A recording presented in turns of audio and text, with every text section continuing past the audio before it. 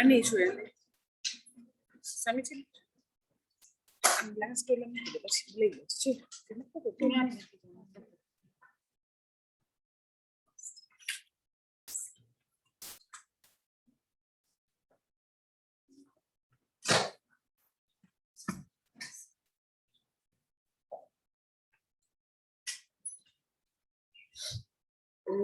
सहना भवतु सहनौ भुनक्तु सर्ववीर्यं करवावहै तेजस्विनावधीतमस्तु मा विद्विषावहै।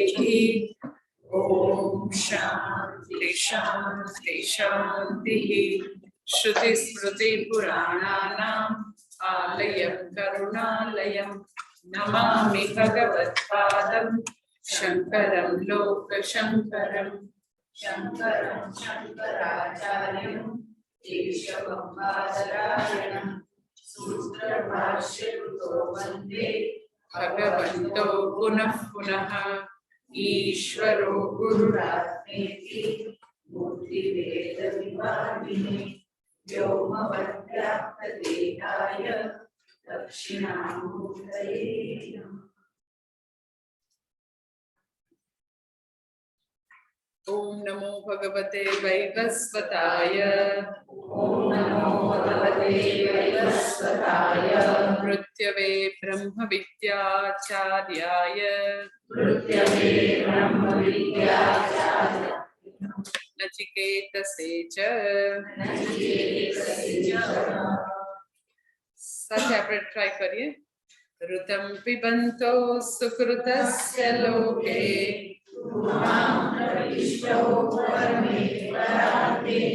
छायातपो ब्रह्मविदो वदन्ति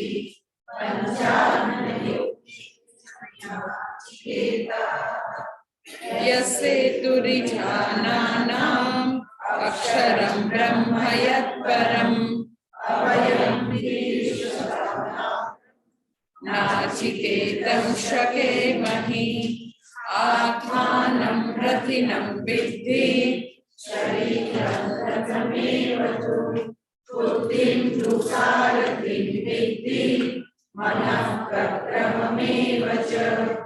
इन्द्रियाणि विषयास्तेषु गोचरान् आत्मेन्द्रियमनोयुक्तं भोक्तेत्याहुर्मनीषिणः।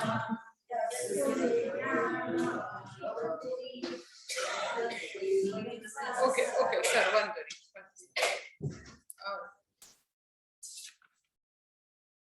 પાંચમા મંત્ર કરો છો એમાં સંધિ છે એટલે તમે એકવાર હું આજે કરાવું છું પછી સંધિ યાદ રાખજો। यस्तु विज्ञानवान् भवति अयुक्तेन मनसा सदा तस्येन्द्रियाणि वश्यानि दुष्टाश्वा इव सारथेः। यस्तु विज्ञानवान् भवति युक्तेन मनसा सदा तस्येन्द्रियाणि वश्यानि सदश्वा इव सारथेः। यस्तु विज्ञानवान् भवति अमनस्कः सदा शुचिः न स तत्पदमाप्नोति संसारं चाधिगच्छति। यस्तु विज्ञानवान् भवति समनस्कः सदा शुचिः स तु तत्पदमाप्नोति यस्मात् भूयो न जायते।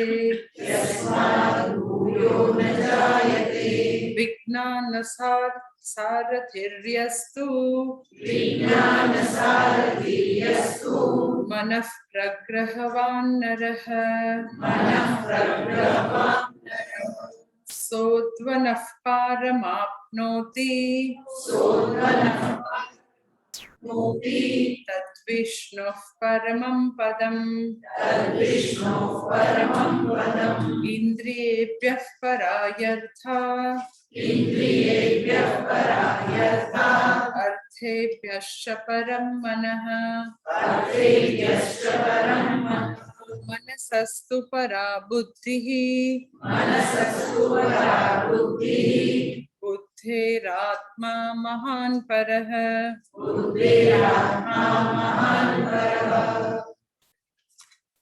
આપણે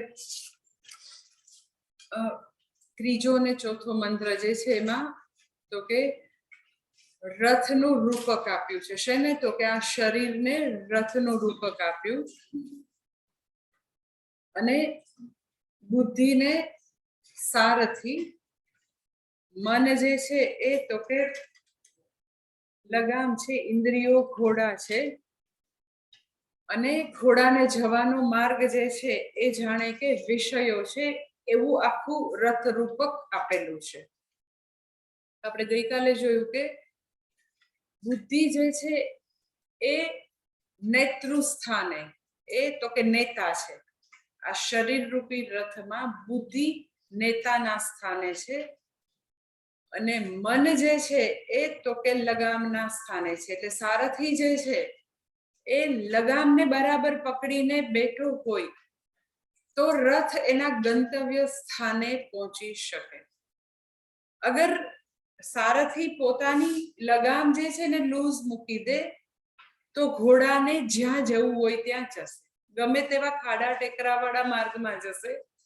અને જે રથ સ્વામી જે છે એને બહુ બધું નુકસાન પહોંચાડે અને અલ્ટિમેટલી પોતાના ધ્યેય સુધી પહોંચશે નહીં એટલે તમે જુઓ કે આપણું મનુષ્યનું જીવન જે છે એને આવી રીતે રથ સાથે સરખાવીને અલ્ટિમેટલી મેસેજ શું આપે છે તો કે જીવન કેવું હોવું જોઈએ બુદ્ધિ પ્રધાન કે લાગણી પ્રધાન તો બુદ્ધિ પ્રધાન જોઈએ બુદ્ધિ જે છે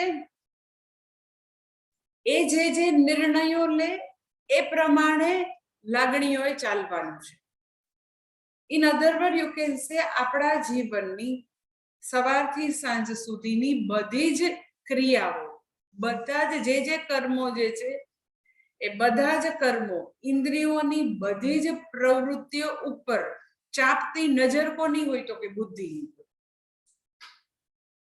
ઇન્દ્રિયો જે છે એ પોતાની મેળે કઈ વસ્તુ કરી નહીં શકે મન પણ નહીં કરી શકે એટલે કોઈને પોતાની મેળે કઈ કશું કરવાની કોઈ ફ્રીડમ આપેલી નથી હા એવા પ્રકારનું જીવન જે છે કે ઇન્દ્રિયોને જેમ મન ફાવે એમ કરે એવું બધું તો કે પશુ પંખીનું બધાનું જીવન છે કે ગધેડાને લાત મારવાનું મન થયું તો એ લાત મારી દે પરંતુ મનુષ્ય જે છે એ લાત મારવા માટે સામે કોઈને કિક મારવા માટે પગ ઉપાડે પછી જોવો કે સામેની વ્યક્તિ તો એકદમ કસાયેલું શરીર છે અને આપણે એને કિક મારશું તો આપણને 4 હાડકા ભાંગી જશે તો ઉઠાવેલો પગ જે છે એ પાછો લેવાની તાકાત બુદ્ધિ જે છે એનામાં છે બુદ્ધિ એવો નિર્ણય લાવવું ન કરાયો એ ગમે તેવું બોલ આપણે અહીંયાથી જતું રહે સો જે બીજા બધા એનિમલ જે છે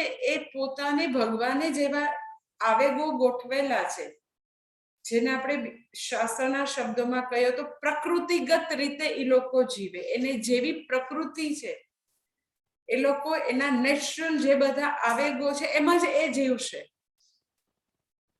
મનુષ્યને એવા બધા આવેગો ગુસ્સો આવે ખરાબ શબ્દો બોલવાનું મન થાય પોતાના જે ઇમ્પલ્સ છે એ પ્રમાણે વ્યવહાર કરવાનું એવા બધા રિએક્શન્સ એના મનમાં ઉઠે પછી એ મનમાં ઉઠતા આવેગોને અભિવ્યક્તિ આપવી કે નહીં એના માટે ઉપર ભગવાને બુદ્ધિ મૂકેલી છે જ્યારે કે મનુષ્યેતર પ્રાણીને બુદ્ધિ મૂકેલી નથી એટલે મનુષ્ય અને મનુષ્યેતરને છૂટું પાડતું કોઈ એનું મહત્વનું કોઈ અંગ હોય તો એ બુદ્ધિ છે. એટલે જે દિવસે વ્યક્તિ પોતાની બુદ્ધિને નેવે મૂકી દે, બુદ્ધિમાં રહેલો વિવેક જે છે એને નેવે મૂકી દે, તો ઇન્વેરિયેબલી લોકો એમ કે આ તો સાવ પશુ જેવું વર્તન કરે છે. તો મને બહુ ખરાબ લાગે, કારણ કે એ તો પશુઓને અપશબ્દ કીધો કહેવાય, ઓનેસ્ટલી સ્પીકિંગ. કારણ કે એ લોકોને પોતાના આવેગોનું નિયમન માટેની કોઈ મિકેનિઝમ અંદર મૂકેલી જ નથી ભગવાને. એ લોકો એના કુદરતી આવેગો પ્રમાણે જીવે એવું જ મૂકેલું છે. They are totally program. એ લોકો તો ભગવાનના હાથની કઠપૂતળી છે. આપણે 100% કઠપૂતળી નથી. આપણને ભગવાને બુદ્ધિ શક્તિ આપેલી છે.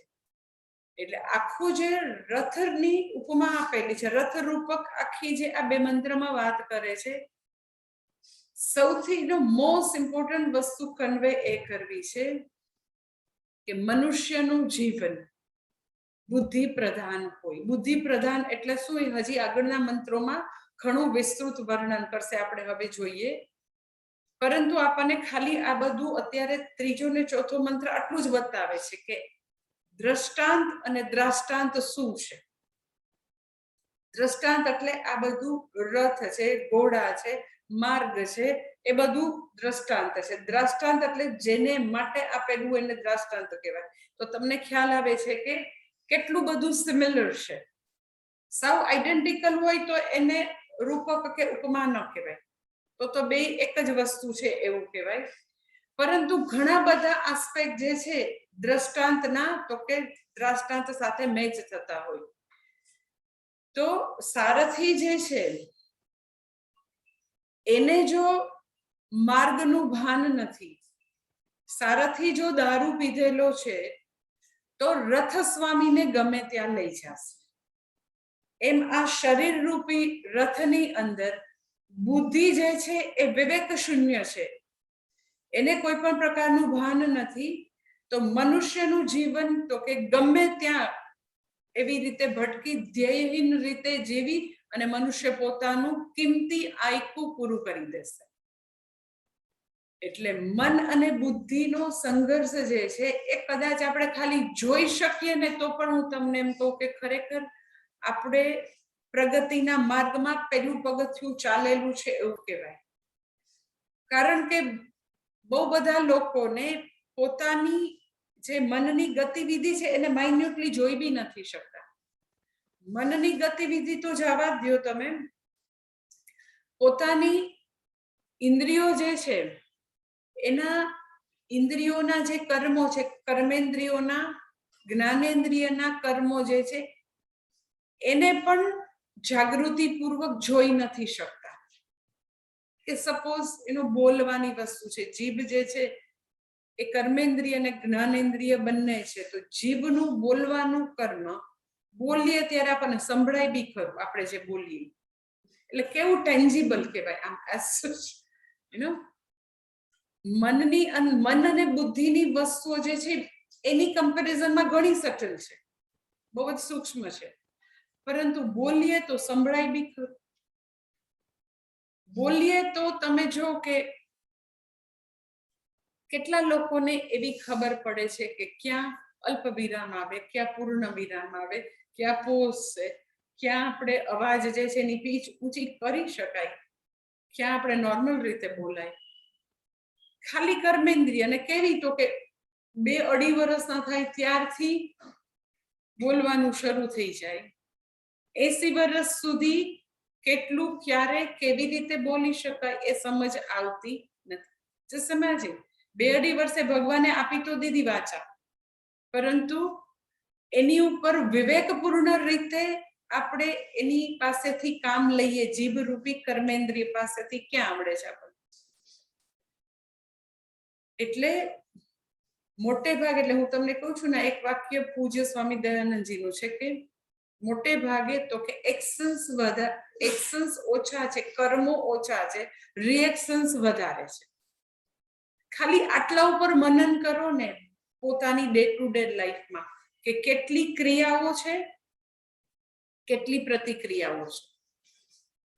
એટલે મન અને બુદ્ધિ ની અંદર જે બધું ચાલી રહ્યું છે એ ઘણું સૂક્ષ્મ છે, પરંતુ દરેકે દરેક સાધક જે છે એના માટેનું આ ખૂબ જ મોટું હોમવર્ક છે કે રોજે પોતે થોડુંક 10-15 મિનિટ એવું ઇન્ટ્રોસ્પેક્શન કરે અને જોવે કે કેટલા કર્મો થયા, કેટલી પ્રતિક્રિયા, કેટલું આપણે મનને શરણે થઈને જીવીએ છીએ, કેટલું આપણા મન ઉપર આપણી બુદ્ધિનું પ્રભુત્વ છે, સ્વામિત્વ છે.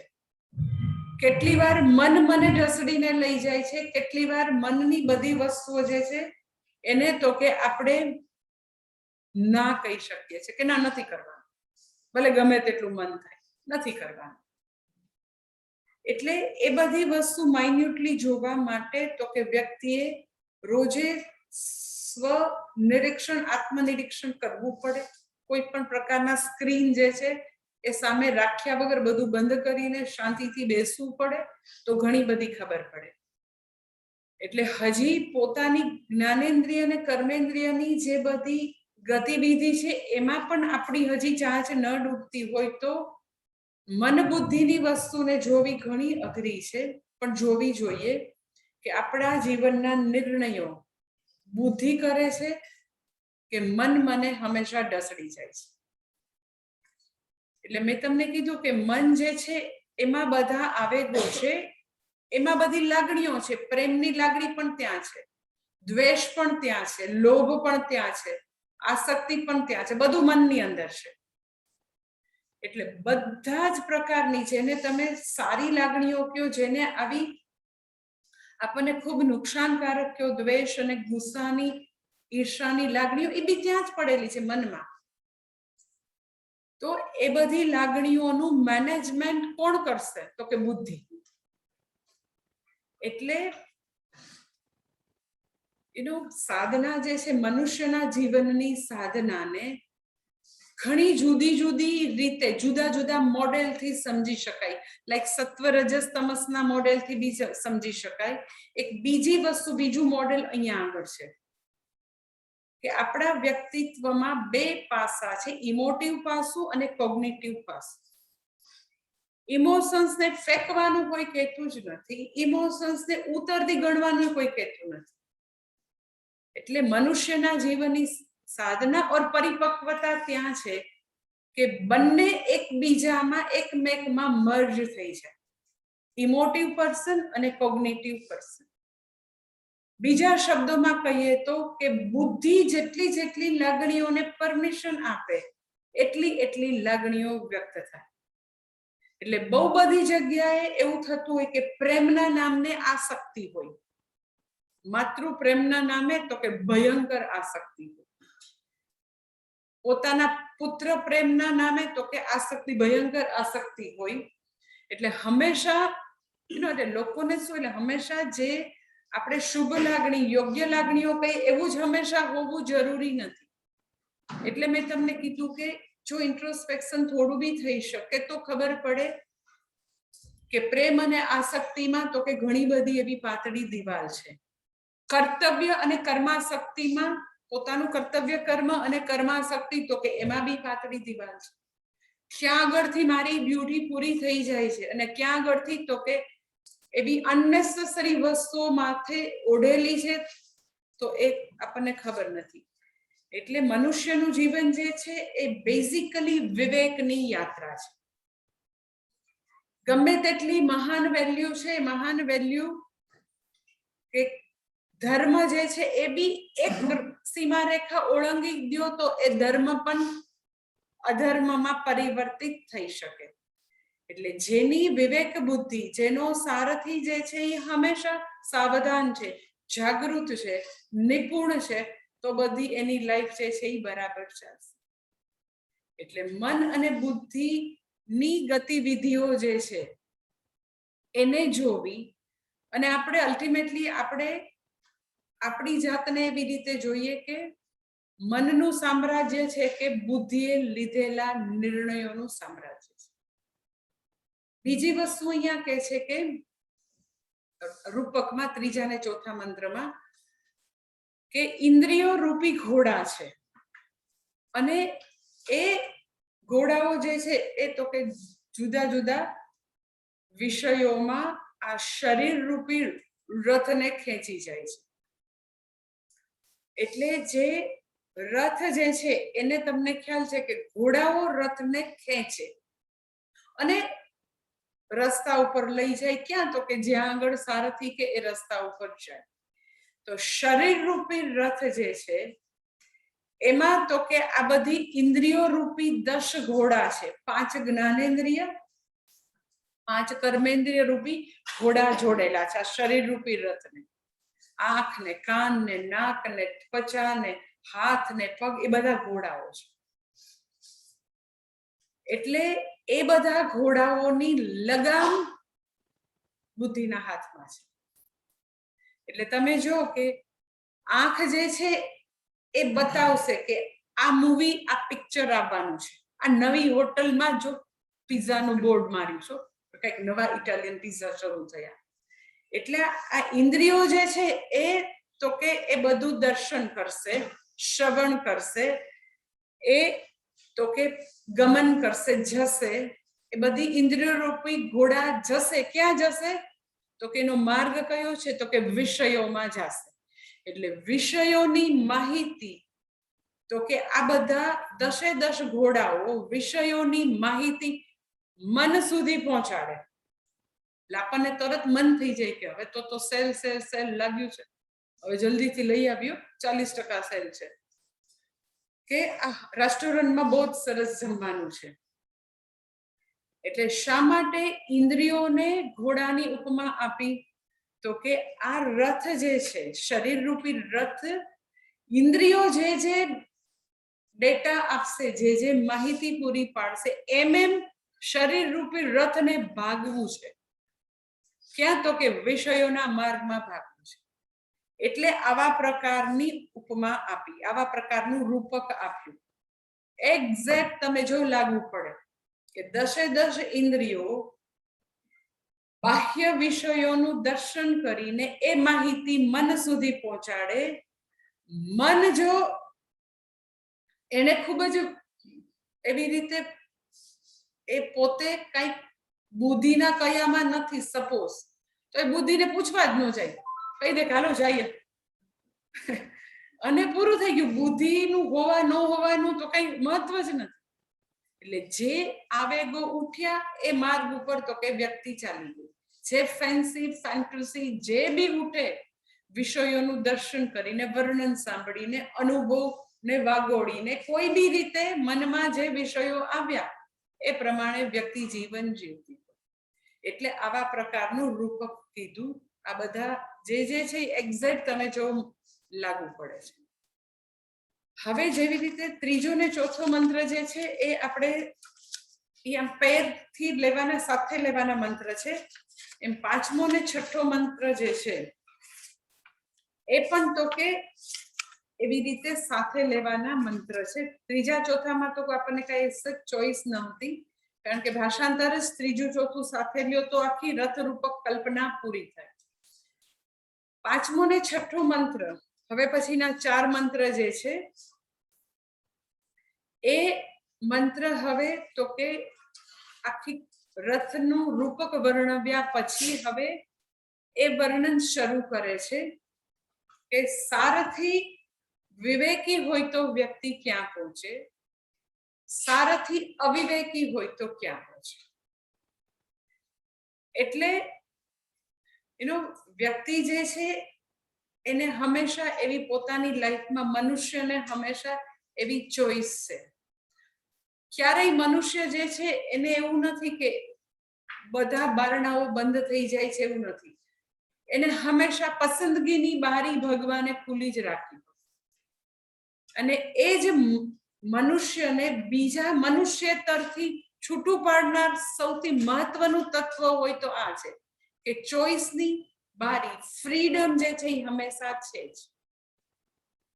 એટલે હવે પછીના મંત્રમાં એક ખૂબ જ મહત્વનો પોઈન્ટ હવે અહીંયા આગળ વર્ણવે છે, ખૂબ જ મહત્વનો.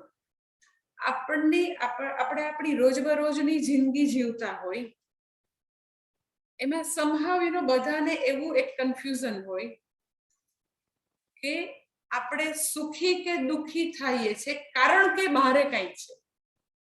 દુખી છું કારણ કે ઇનલોઝ બરાબર નથી, પૈસા નથી, આનામાં અન્ડરસ્ટેન્ડિંગ નથી, આ મકાન બરાબર નથી, વાહન બરાબર નથી. એટલે સુખ અને દુઃખ બંને આપણને એવું થાય છે કે હુંથી અન્યત બહારના જગતમાં સુખ અને દુઃખ બંનેના નિમિત્તો રહેલા છે.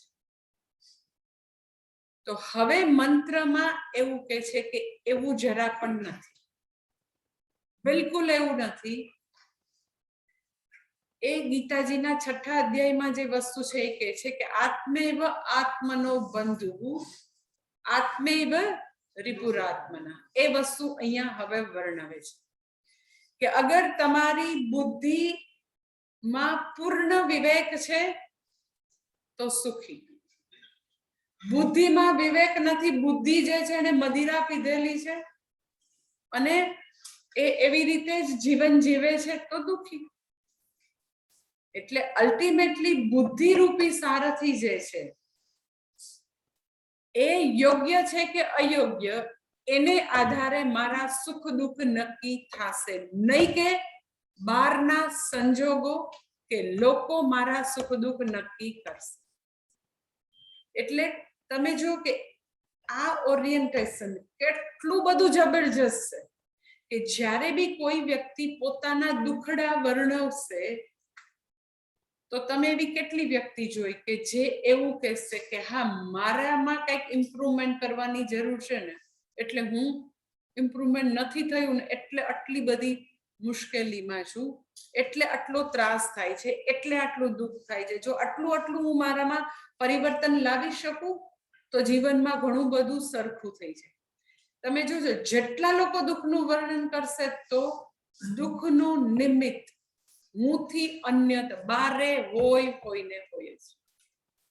એટલે અગર જીવનમાં ખરેખર આમ તમને 100% પ્રમાણિકતાથી કહું છું કે જે દિવસે એ દિશા આવું 180 ડિગ્રી ફરી જાય કે જ્યારે બી દુઃખ લાગે છે, હર્ટ થાય છે, તકલીફ થાય છે, ઇવન મુશ્કેલી, ચલો ખાલી વ્યવહારિક મુશ્કેલી, તમે દરેક વખતે એવું વિચારો ને કે ના એનું સોલ્યુશન ક્યાંક મારામાં જ છે, મારે કોઈ બ્લેમ ગેમ કરવી જ નથી, ક્યાંક મારામાં તો છે જ.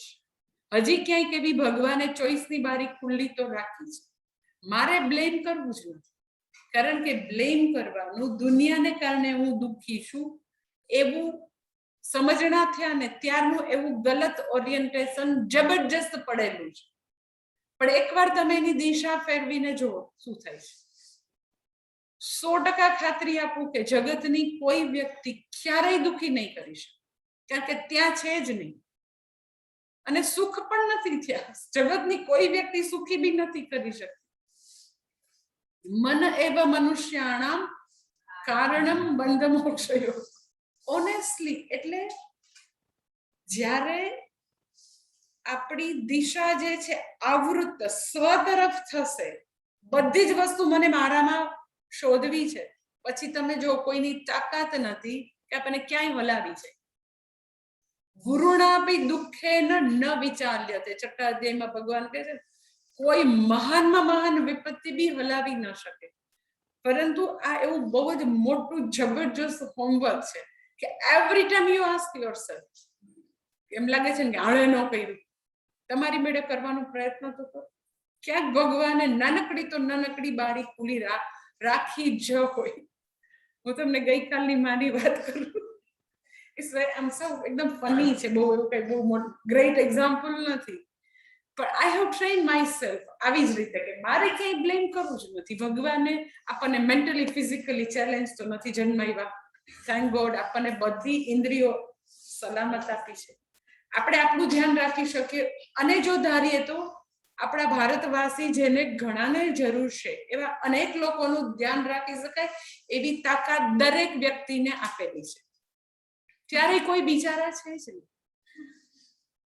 પણ એવું છે એમ ડિપેન્ડન્સી બીજા કરે એને શા માટે ન કર્યું એવી રીતે સંભાવ ખબર નથી, આખું એવું ઓરિએન્ટેશન જ છે. એવી જ રીતે બધા જન્મે છે, મોટા થાય છે, આખી લાઈફ એવી રીતે.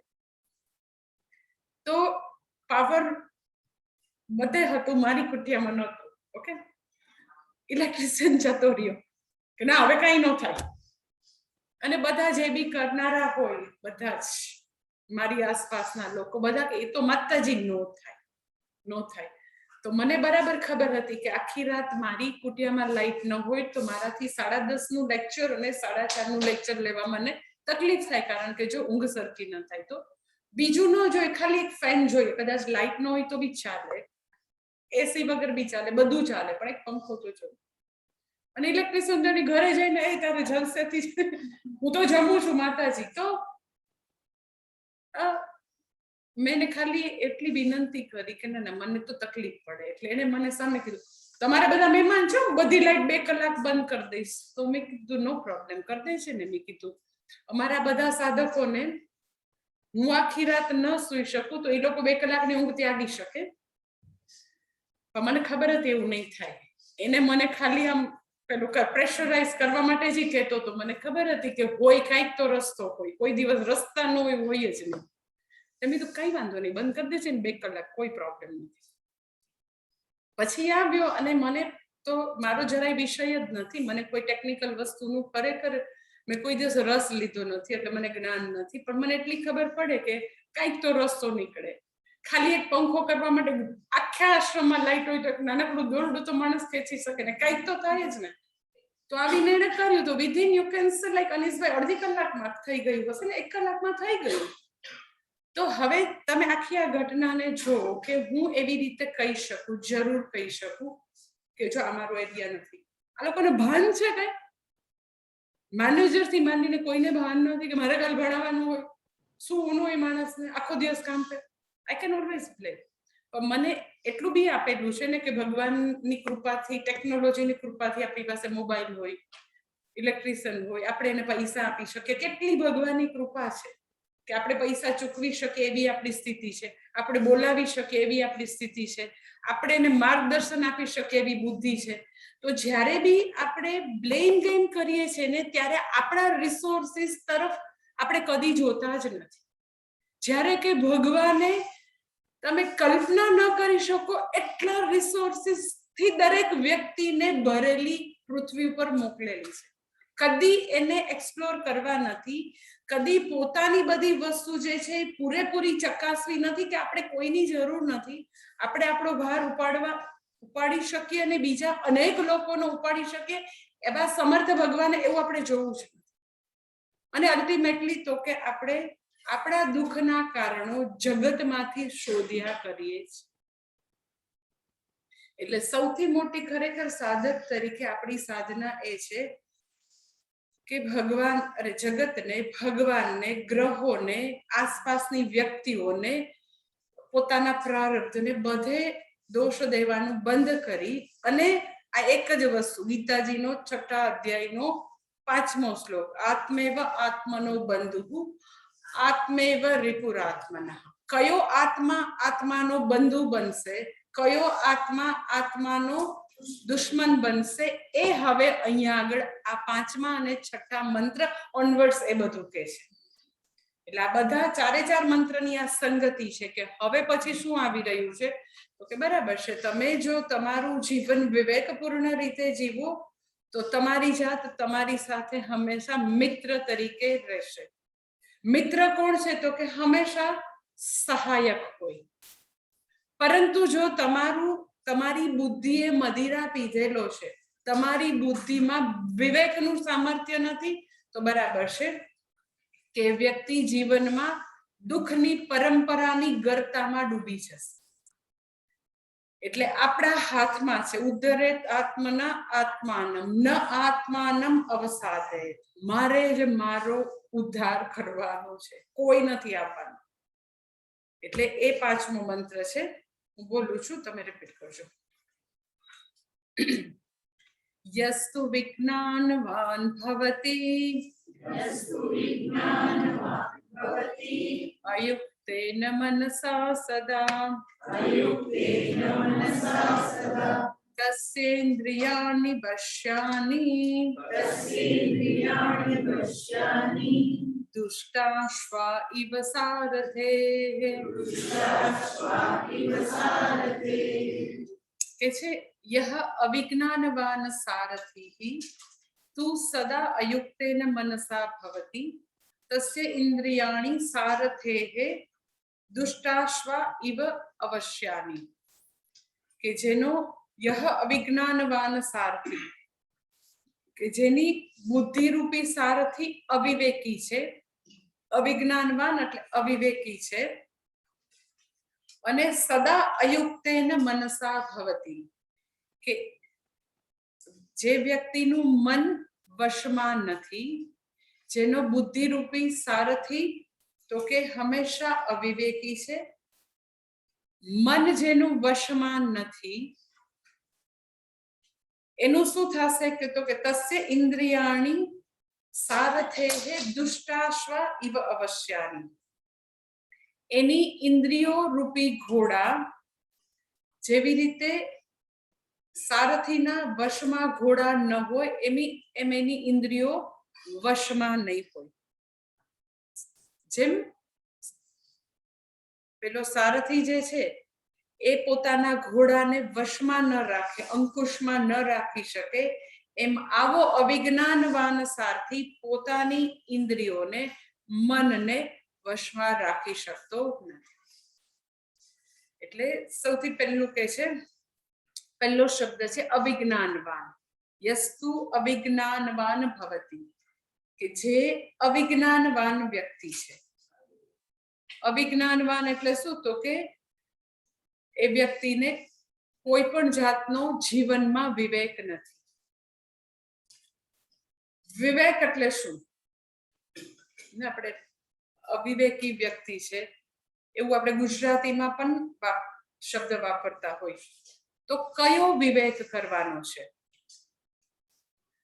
તો કે સાધકે પોતાના જીવનમાં સૌથી પહેલો કોઈ વિવેક કરવાનો હોય તો એ છે ધર્માધર્મ વિવેક અથવા તો કાર્યાકાર્ય વિવેક ધર્મ અધર્મ કાર્ય અકાર્ય શું ધર્મ છે શું અધર્મ છે શું કાર્ય છે શું અકાર્ય છે તો આપણને એવું થઈ લે ધર્મ ને અધર્મ તો તમે કાલે કીધું જાનામિ ધર્મમ ન ચમે નિવૃત્તિ તો એ તો બધાને ખબર જ હોય ને તો એમાં મને તમને કેવું છે થોડું કે સત્ય જે છે પેલા તો ધર્મ શબ્દ જે છે જ્યારે પણ ધર્મ શબ્દ આવે તો સામાન્ય ધર્મ વિશેષ ધર્મ એ બે ના અર્થ હોય સામાન્ય ધર્મ એટલે યુનિવર્સલ વેલ્યુઝ સત્ય અહિંસા પ્રમાણિકતા એ બધું ધેટ ઇઝ કોલ્ડ સામાન્ય ધર્મ સામાન્યતયા બધાને લાગુ પડતા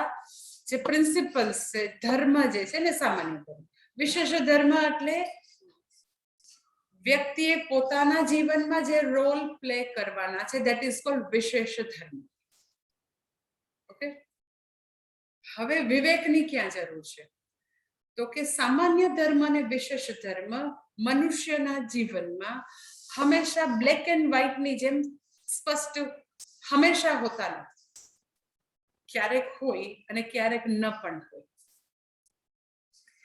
તો એવે વખતે જ્યારે ગ્રે એરિયા હોય ત્યારે વિવેકની જરૂર પડે ગ્રે એરિયા એટલે શું તો કે જાણે કે ધર્મ અધર્મ મિશ્રિત થઈને આવતા હોય કરવાનું ન કરવાનું ભેગું થઈને આવતું હોય તો એ વખતે છૂટું પાડવાનું સામર્થ્ય ધેટ ઇઝ કોલ્ડ વિવેક કે ના અત્યારે બાળક ગમે તેટલું એ આ વસ્તુ માંગે પણ એના અભ્યાસમાં એ વિઘ્ન રૂપ છે એટલે મારાથી સ્માર્ટફોન એને અત્યારે આપીશ નથી આવી બધી ચેનલ લાવી તો એ બહુ જ રડે છે એ તો પણ એને જમવાનું પણ મૂકી દીધું છે જો ધેટ ઇઝ ઓલ બધી અનનેસેસરી બધી ઇમોશન્સ કે રડવાથી ઝૂકી જવાનું જીદથી ઝૂકી જવાનું ઇમોશનલ બ્લેકમેલથી ઝૂકી જવાનું જોયું તમે બધું આવું આવશે જ એટલે ઇમોશન્સ આવી અનનેસેસરી બધી વસ્તુઓ અને એ વખતે આપણો વિવેક સાબુત રહે છે કે નહીં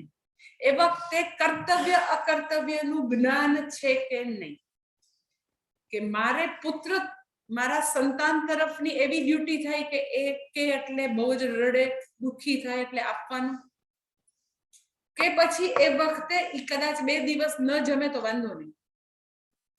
જૈન મુનિઓ બહુ બધા ઉપવાસ કરે તો બી એ લોકો સ્વસ્થ હોય છે, ઉલટાનું એનું બધું જીવન વધારે સ્વસ્થ થઈ જાય બહુ ખાવા વાળા કરતા. તો એવું કેટલી મધર્સ જે છે એવું વિચારી શકે કે 2 ટાઈમ ન જમે તો કઈ નહીં. ગાંધીજીએ કીધું છે ઉપવાસથી બધું એકદમ ક્લીન સરસ થઈ જાય, વાંધો નહીં ભલે ભૂખ્યો થશે ત્યાં જમી લેશે. જોયું તમે, લાગણી ઉપર બુદ્ધિનું સામ્રાજ્ય છે? જરાય નહીં. ના ના ના, એ તો નહીં જમે તો આમ થાય. જોયું, કોણ નક્કી કરે છે લાઈફ? બાળકની વાત આવે તો વિવેક કેવો અભેરાએ ચડી જાય છે. જે ઓબ્જેક્ટિવલી જે જોવાનું છે, જે બુદ્ધિ જે છે એને જે બીજી બધી જગ્યાએ પરોપદેશ પાંડિત્ય હોય, પોતાનું સંતાન આવે તો બધું જ એટલે બધું જ નેવે મુકાઈ જાય અને આસક્તિ ઓર આવેગો એ બધા પછી નિર્ણયો લે. અર્થાત તો કે બુદ્ધિને હવે બંધ કરી દેવાય અને મન જે છે હવે તો કે એને મન ફાવે એમ કરવાનું.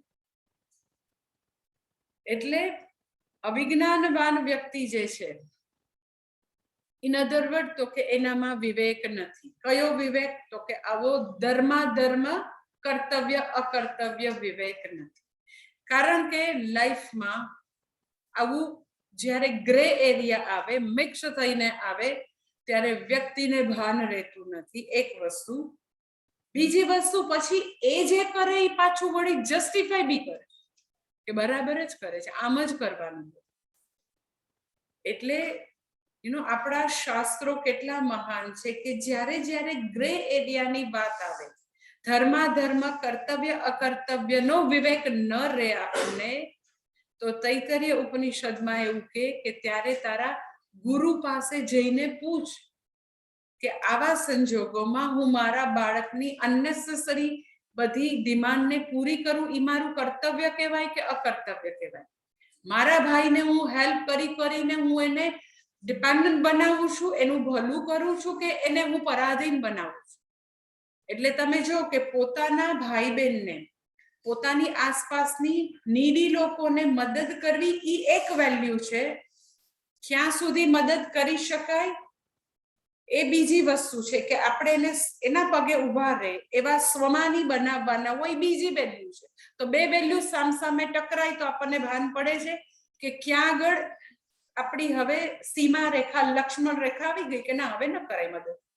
એને 2 વાર કર્યું પણ એને પોતાના પગ ઉપર હવે ઊભા નથી રહેવું, એ લાલચું બની ગઈ છે, એ વ્યક્તિ પરતંત્ર બની ગઈ છે. તો હવે આપણે એને સબક શીખવવાનું છે કે ના, પૈસા ઝાડ ઉપર નથી ઉગતા, ખૂબ જ મહેનત પડે છે, હવે ના આપી શકાય. પણ તો એને બહુ જ જમવાનું બી નહીં મળે, વાંધો નહીં. એના માટે મને કાકા સાહેબ કાલેલકરની એક નાનકડી વાર્તા મને બહુ જ ગમે છે. એ સાવ સિમ્પલ વાર્તા છે, સાવ સિમ્પલ, પણ એ તમને આપણને ખ્યાલ આવે કે એ બધું એમ જ દેખીતી સોકોલ દયા, હેલ્પ, એ બધું કેટલી ક્ષુલ્લક વસ્તુ છે. અને જ્યારે વ્યક્તિ ઓબ્જેક્ટિવલી વિવેકથી નિર્ણય લે, એ કેવું ચિરસ્થાયી હોય છે, કાયમી હોય છે અને વ્યક્તિનું ભલું કરવા વાળું હોય.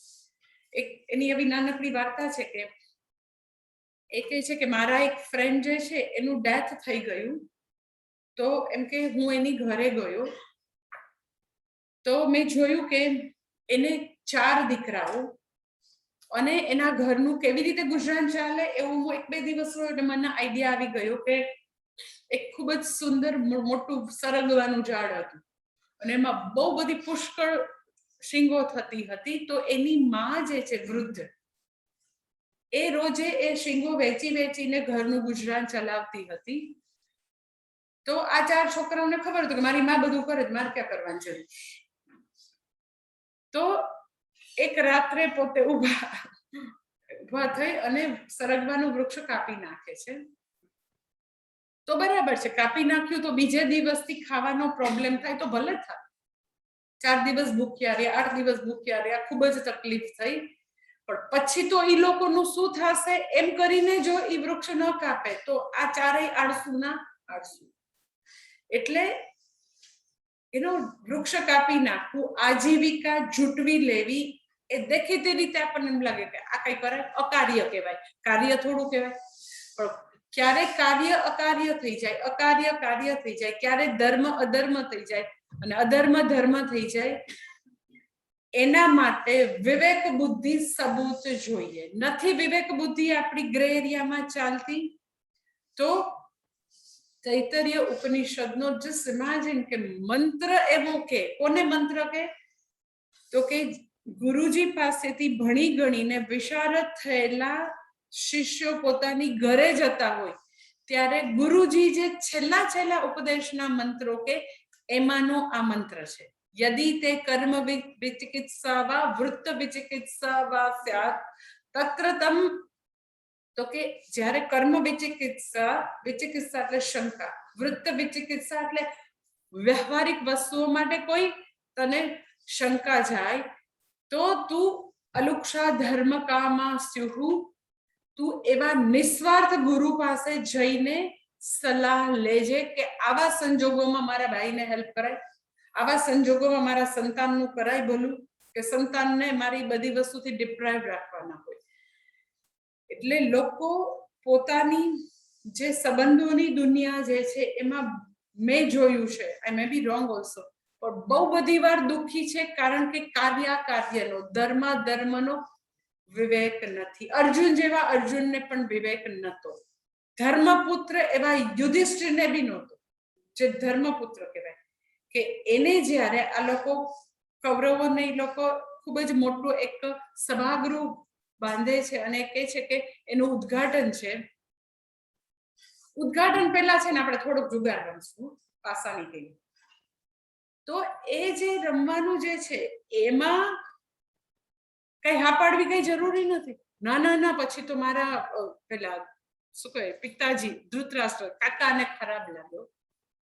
એવું મહાભારતમાં ખરેખર વર્ણન છે કે ધૃતરાષ્ટ્ર અને મારા કાકા જે છે અત્યારે મારા પિતાના સ્થાને છે. હું જો આવી રીતે પાસાની ગેમ રમવાનું ના પાડીશ તો ધૃતરાષ્ટ્રને નહીં ગમે, તો એવું આપણે મારે ના નથી પાડવું. તો ધર્મપુત્ર જેવા ધર્મપુત્ર પણ તો કે અત્યારે કઈ વસ્તુમાં ના પાડવાની છે, જિંદગીમાં ખરેખર શું નથી જોઈતું, ક્યાં ના પાડવું ઇઝ સો ઇમ્પોર્ટન્ટ. નેતિ જેને આવડી જાય ને માની લ્યો કે ખરેખર સુખી થઈ જાય કે ના આ તો નથી જ જોઈતું. તો યુધિષ્ઠિર એકદમ જ આમ ફર્મલી કહી શકાઓ કે શું છે જુગાર રમવાનું છે કે જસ્ટ ઇમેજિન કે લોકો કેટલા મૂર્ખ છે કે એ આપણને મહાભારતમાં બતાવે છે કે સાક્ષાત ધર્મપુત્ર પણ જુગારને હાથ અડકાડે ને એટલે સમગ્ર કુલનો ધ્વંસ કરે. 40 લાખ યોદ્ધા ઉભા હતા કુરુક્ષેત્રના મેદાનમાં, આંગળીના વેઢે ગણી શકાય એટલા જ માણસો બચેલા હતા. ભગવાન આવ્યા ધર્મ સંસ્થાપનાર્થાય, બચ્યા કેટલા છે તો આંગળીના વેઢે ગણી શકાય એટલા લોકો. અને બધાનું મૂળ ક્યાં છે તો કે જુગારમાં. અને તોય અમારે રાજકોટમાં ભાઈઓ તો જવા દો, બેનો મને એમ કે અરે માતાજી અત્યારે ડિસ્ટર્બ નહીં કરો જુગાર રમવાનું. અને કોઈ એમ કે ઝોપડપટ્ટીના નહીં, જેને રાજકોટમાં બધા હાઈ પ્રોફાઇલ કે એવી બહેનો મને કે. એટલે એનો તમે એમ કહો કે ના અમને તો બધી ક્લેરિટી છે, શું કરવું ન કરવું, કર્મ અકર્મ બહુ ક્લેરિટી. એટલે એવી કોઈ વ્યક્તિ ક્યારે એવું કહી જ ન શકે. બીજું જ્વલંત ઉદાહરણ ભીષ્મ પિતામહ કે પોતે પિતૃવાક્ય પરિપાલન એક વેલ્યુ છે, સ્ત્રીની લાજ જતી હોય તો શું કરવું એ બીજી વેલ્યુ છે. તો એને પણ તો કે કર્તવ્ય અકર્તવ્યનું જ્ઞાન નથી બેઠા રહ્યા અને કેટલો સમય એને બાણશૈયા ઉપર રહેવું પડ્યું. એટલે મહાભારતનું યુદ્ધ થયું, આટલો ધ્વંસ થયો, એમાંના સૌથી મહત્વના બે જે વ્યક્તિ છે યુધિષ્ઠિર અને ભીષ્મ પિતામહ, કાર્ય અકાર્યનો વિવેકનો સદંતર અભાવ. અને કોઈ પોતાની ડે ટુ ડે લાઈફમાં કે અમને બધી ખબર છે, ખોટી વાત. ઉલટાનું એવું હોય કે તમે જ્યારે તમારી પોતાની લાઈફને જોવો તો તમારું મન ટોટલ સબ્જેક્ટિવિટીથી ઓવરવેલ્મ હોઈ શકે. જ્યારે બીજી વ્યક્તિ ઓબ્જેક્ટિવલી તમારી ગુરુજનો જોઈ શકે કે ના આ નથી બરાબર. એટલે ગુરુ માટે સાચી શરણાગતિ એ છે કે આપણા જે આવા સો કોલ્ડ વેલ્યુઝ, આપણા બધા સિદ્ધાંતો, આપણી બધી પ્રતિષ્ઠા, આપણા નિર્ણયો, આપણા પ્રેજ્યુડાઇસને આપણે ગુરુના ચરણે મૂકીએ. એ સાચી શરણાગતિ છે. અને એ શરણાગતિ તો કે આપણે સાષ્ટાંગ પ્રણામ રૂપે રોજે એ ફિઝિકલી બતાવીએ છીએ કે હા હું બૌદ્ધિક રીતે તમારે શરણે છું. અગર મારી લાઈફમાં આવી ક્યાંય આવી સબ્જેક્ટિવિટી આવી જાય તો પ્લીઝ તમે મને ધ્યાન દોરજો, કારણ કે બહુ બધી વાર કાવ્ય અકાવ્યમાં અમે લોકો ભૂલ ખાઈ જશું. એટલે અવિજ્ઞાનવાન વ્યક્તિ જે છે એને તો કે વિવેક નથી લાઈફમાં. જે આ સંજોગોમાં મારે શું કરવું શું ન કરવું, એક જ વસ્તુ છે કે જે 25 થી 50 વર્ષના ગૃહસ્થાશ્રમમાં કરવાની છે. વાનપ્રસ્થના કર્મો નથી. જે એનો વાનપ્રસ્થી છે વ્યક્તિ 55-60 વર્ષની છે તો મને આવીને એવા પાછા ઉપદેશ આપે, પણ એ તો મારા દીકરાનું કર્તવ્ય છે. મારી સોરી પણ દરેક વખતે મારી ધીરજ નથી રહેતી. એટલે મારી કમાન છટકે. એટલે હું આમ જ કહું કે તમે એવું મને કહી દો ને કે તમે તમારા સંતાનમાં આસક્તો છો, મને વાંધો જ નથી. એટલી તમને તમારી મર્યાદાનું ભાન થાય, I would be more than happy. તો કોક વાર તમે બહાર આવશો, પણ તમારી આસક્તિને તમારા કર્તવ્યના રૂડા રૂપાડા કઈ ઘરેણા પહેરવાની બિલકુલ જરૂર નથી. તમે એમ કહો નથી મને નથી રહેવાતું દીકરા વગર, તો that is well and good. Okay, કરો તમે, કોઈ વાંધો નહીં. પરંતુ મેં તમને કીધું ને કે પોતે કરશે ગલત અવિવેક વાળું જીવન, 60, 65, 70 વર્ષ સુધી સંસાર સાવ એટલે સાવ અતિશય તકલીફ વાળો સંસારની એક વસ્તુ ન છૂટે અને કે મારું તો કર્તવ્ય છે. બિલકુલ કર્તવ્ય નથી થતું. 51 વર્ષે બધી વસ્તુનો ઘા કરીને નીકળી શકો તાકાત હોય તો, દેટ ઇઝ કોલ્ડ વૈરાગ્ય. પરંતુ મને તો કોઈ વ્યક્તિ 100 વર્ષ સુધી એમને રહે પણ કે ના મારાથી છૂટતું નથી, છોડવું છે પણ છૂટતું નથી.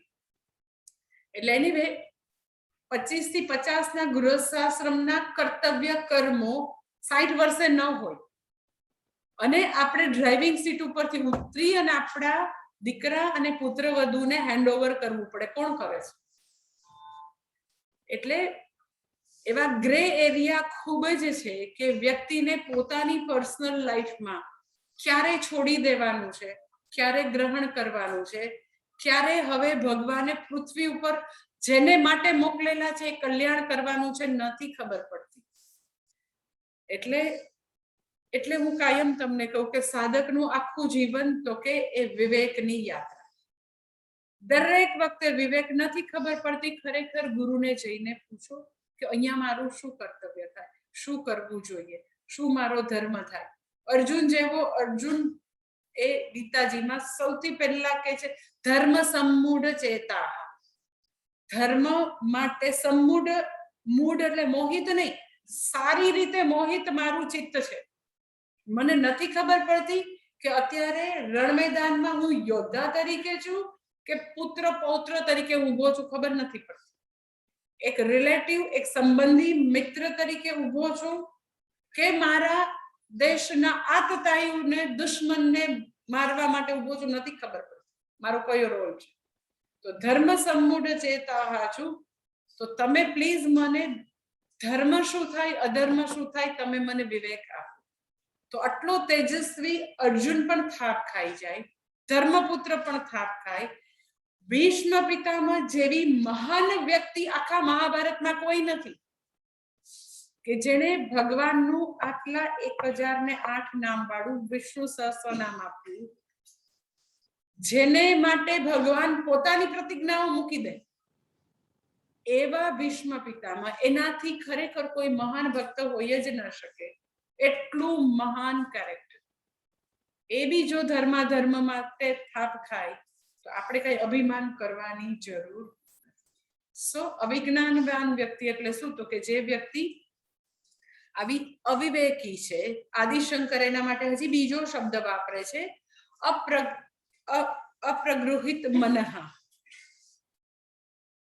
અવિજ્ઞાનવાન એટલે શું? તો કે જેનું મન અપ્રગૃહિત એટલે જેનું મન પોતાના વશમાં નથી.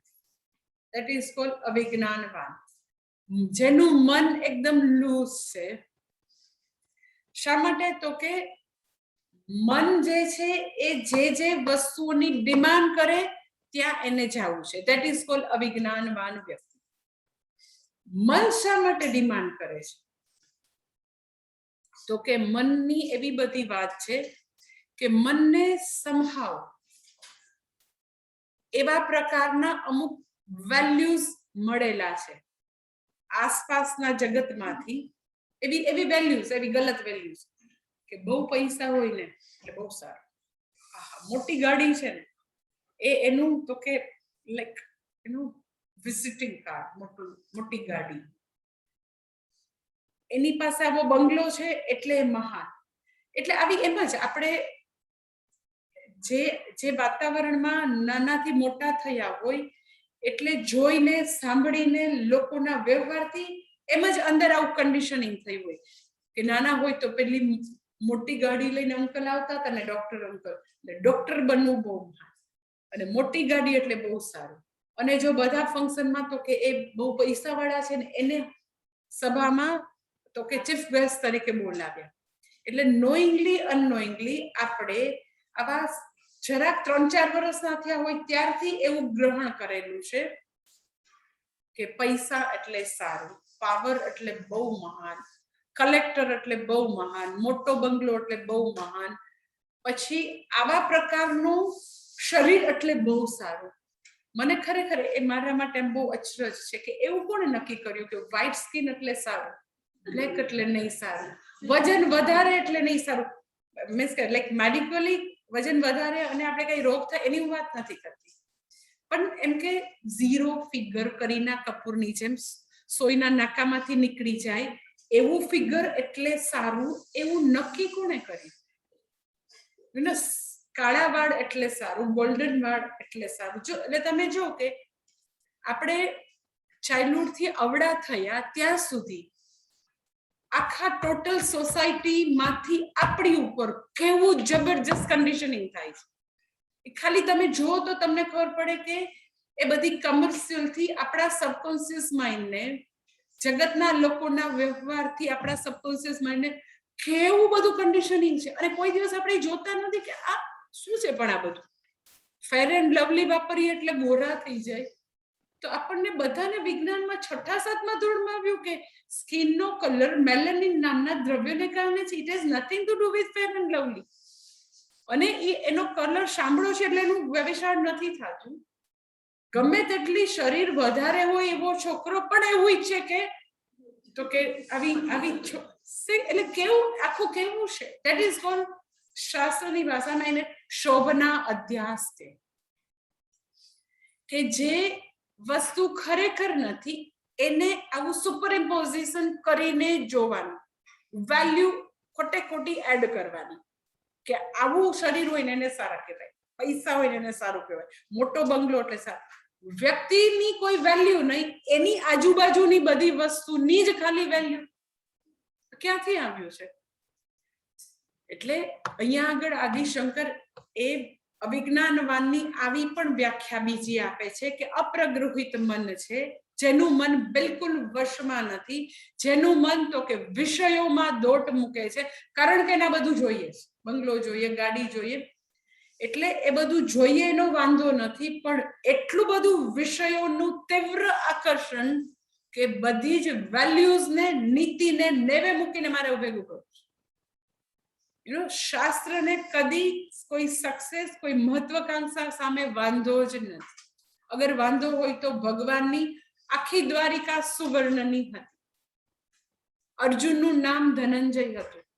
ધનંજય એટલે જે પુષ્કળ ધન જીતી આવ્યો છે એ. તો અર્જુનને પણ રાજ્ય અને ધન અને સક્સેસ જોઈએ છે, દુર્યોધનને બી ઈ જ જોઈએ છે. તો તમે વિચાર કરો કે કેટલા સંસારમાં કેટલા લોકોએ પોતાના છોકરાનું નામ દુર્યોધન પાડ્યું. પાર્થ તમને એક ક્લાસમાં 5 મળી જશે. તો બંનેને જોઈએ છે, બંનેનું ધ્યેય તો સેમ છે. તો કા દુર્યોધન, દુશાસન, રાવણ એવા નામ મળતા નથી. શા માટે? તો કે એનો મહત્વકાંક્ષા, કામનાઓની પૂર્તિ માટે અર્જુનને મન સાધ્ય કરતા સાધન શુદ્ધિ વધારે અગત્યની હતી. ગલત સાધનો દ્વારા એને કોઈ સાધ્ય સિદ્ધ નથી કરતું. જ્યારે દુર્યોધનને મન તો કે જેનું જે થવું હોય થાય. એટલે પહેલા અધ્યાયમાં એ સાવ ચોખ્ખું કહે છે કે આ બધા જેટલા છે ને મારા માટે મરવા આવ્યા છે. અર્જુન કહે છે અગર આ બધા મરી જાય તો એવા રાજ્યનો મને ખપ નથી.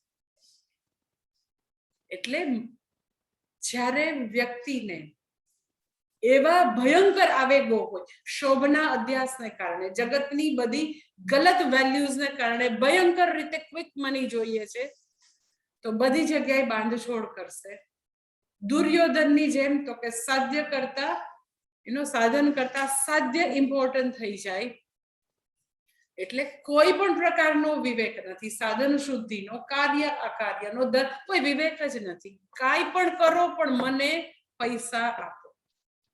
એટલે તમે જો આ જગતમાં કેટલી આવી વ્યક્તિ હશે કે જે લોકો પોતે પૈસા કમાવા માટે બધી જ વસ્તુ, બધું જ એટલે બધું પૂરું કરી નાખે. બધા જ સિદ્ધાંતો, ધર્મને પૂરો કરીને એ લોકો કામ કરતા હોય. એટલે અવિજ્ઞાનવાન વ્યક્તિ એટલે શું? તો કે જે વ્યક્તિ શોભના અધ્યાસને કારણે, કામનાના તીવ્ર આકર્ષણને કારણે જે લોકો તો કે વિષયોમાં રચ્યા પચ્યા છે અને પોતાનો આવો ધ્વંસ કરે, રાવણની જેમ અને દુર્યોધનની જેમ, એ બધા તો કે એનું મન જરા પણ એના કંટ્રોલમાં નથી. એનું મન એના આવેગો કે એની ઇન્દ્રિયો ડિમાન્ડ કરે, એની અંદર જે ફોલ્સ વેલ્યુ છે, જે બધું સુપરઇમ્પોઝિશન કર્યું છે બધી જ વસ્તુઓમાં, પૈસા ને સંબંધો ને બધામાં છે ના કરતા અનનેસેસરી આવું સુપરઇમ્પોઝિશન કરેલું છે શોભના અધ્યાસ. એને કારણે કામનાઓ પૂર્ણ કરવામાં રચ્યા પચ્યા રહે છે એ લોકો. તો કે આવું બહિર્મુખતાનું જીવન જીવનાર લોકો તો કે એ બધા અવિજ્ઞાનવાન લોકો છે. ભગવદ્ ગીતામાં એના માટેનો સરસ શ્લોક છે 3જા અધ્યાયમાં. આવૃતમ જ્ઞાનમેતેન જ્ઞાનીનો નિત્ય વૈરિણા કામરૂપેણ કૌંતેય દુષ્પૂરેણ નલેન છે. કે એ લોકો દુષ્પૂર્ણ એટલે ક્યારેય શાંત ન થાય એવી કામનાઓથી પીડાતા હોય. જેટલા જેટલા સ્કેન્ડલ પૈસાના બહાર આવશે તો આપણને તો આંકડા બોલતાય ન આવડે, વાંચતાય ન આવડે. હજારો હજારો કરોડના આપણે એવું થાય કે શું છે પણ. એટલે આપણે એમ કે લોભને ક્યાંય થોભ જ ન હોય એવી અશમ, ક્યારેય જેને શાંત ન થાય એવી કામનાઓથી ગ્રસ્ત લોકો, તો એ લોકોની માટે એ કામનાઓ અગ્નિ જેવી છે. એ લોકો આવું અધર્મનું, પાપનું જીવન જીવ્યા જ કરે. અને એ લોકો તો કે આવા એનો વિવેક હંમેશા ઢંકાયેલો છે. અવિવેકી લોકો છે. અને આ બધા અવિવેકી લોકો જે છે એ શા માટે આવા છે? તો આદિશંકર એના માટે કહે છે અદાંતઃ અશ્વાહા. એનું જીવન આવું શા માટે છે? તો કે અદાંતઃ અશ્વાહા, એના ઘોડાઓ. અદાંતઃ એટલે એમાં કોઈ પણ પ્રકારનું દમહ નથી, દમન નથી. દાંતઃ શાંતો, દાંતો તો કે કોઈ પણ પ્રકારનું, અશ્વ એટલે ઇન્દ્રિયો, ઇન્દ્રિયો ના લેવલે દમહ જેવું છે જ નહીં. એટલે શું? અદાંતાહ અશ્વાહ એટલે શું? આદિશંકર ભાષ્યમાં કહે છે. નેક્સ્ટ સેશનમાં જોઈએ. ઓમ પૂર્ણમદ પૂર્ણમિદં પૂર્ણાત પૂર્ણમુદચ્યતે પૂર્ણસ્ય પૂર્ણમાદાય પૂર્ણમેવાવશિષ્યતે. ઓમ શાંતિ શાંતિ શાંતિ. હરિ ઓમ. શ્રી ગુરુભ્યો નમઃ. હરિ ઓમ.